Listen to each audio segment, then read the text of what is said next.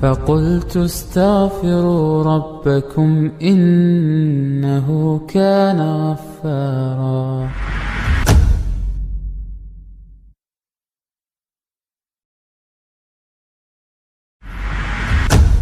Iya, kalau bicara kiat-kiat bagaimana kita bisa menjaga keimanan kita di masa fitnah ini, yang pertama ikhlas. Orang kalau ikhlas beramal itu dia nggak peduli apapun yang terjadi. Dia tidak akan beramal di depan orang saja.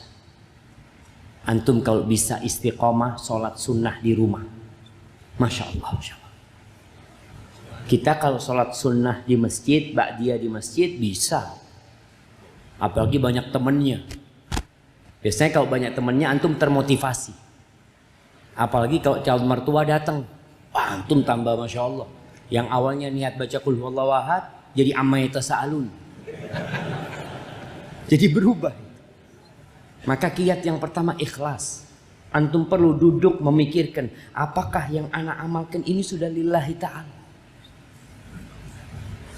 Allah Azza wa Jal mengatakan tentang ikhlas ini, tilkad darul akhirah naj'aluha lilladina la yuriduna 'uluwan fil ardi wala fasad.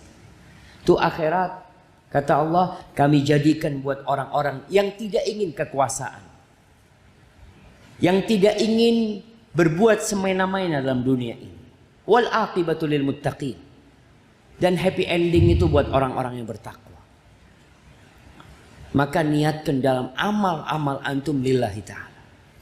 Yang kedua, jaga hubungan baik dengan Al-Quran. Antum harus punya komitmen. Setiap hari ana baca Quran 1 halaman. Sudah tiap hari. Kalau antum tiap hari 1 halaman, kalau lagi semangat ya 2 halaman, kalau lagi futur tetap 1 halaman, insya Allah antum ada kekuatan jemaah. Karena Allah mengatakan tentang Al-Quran ini, idza tuliyat alaihim ayatuhu zadathum imana. Apabila dibacakan kepada mereka ayat-ayat Allah, akan bertambah keimanan. Yang ketiga, agar tetap terjaga di zaman fitnah ini, teman, sohib. Berapa banyak orang-orang yang murtad karena temannya. Sampai ada seorang wanita lulusan pesantren, bekerja di sebuah perusahaan, lulusan perguruan tinggi Islam, bekerja di sebuah perusahaan, na'udzubillah. Karena bercampur baur di sana, teman-temannya sebagian non-muslim, akhirnya dia sudah menikah, dipacari sama yang non-muslim sampai hamil di luar nikah. Padahal sudah punya suami. Teman, jangan meremehkan. Ada beberapa ikhwan yang sudah hijrah, tapi tempat kerjanya masih belum kondusif.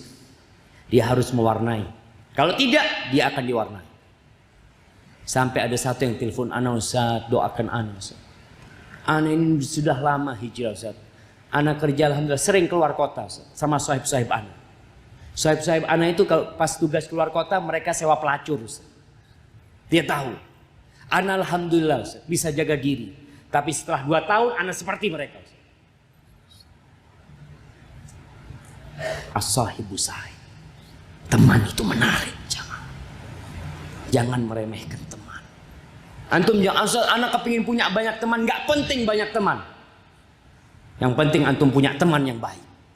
Antum kenal orang banyak, alhamdulillah. Antum harus mewarnai mereka, tapi antum tidak terwarnai. Kemudian yang keempat, antum perlu membaca sejarah Rasulullah SAW, sejarah para nabi, bagaimana tabahnya mereka di fitnah, sehingga ketika antum dapat fitnah, ya Allah, fitnah anak ini nggak ada apa-apanya ternyata. Ada yang ketika hijrah istrinya gugat cerai, ya biasa, dulu juga ada seperti itu. Ada yang kemudian ketika dia hijrah dibuang sama orang tuanya, Nabi Ibrahim diusir sama bapak, bahkan dilemparin batu. Bahkan ketika Ibrahim dibakar, bapaknya pun ikut membakar putranya sendiri. Tatkala antum membaca kisah-kisah itu, antum akan lihat, ya Allah, nggak ada apa-apanya. Nah ternyata surga Allah itu mahal jemaah. Hadza wallahu a'lam bissawab.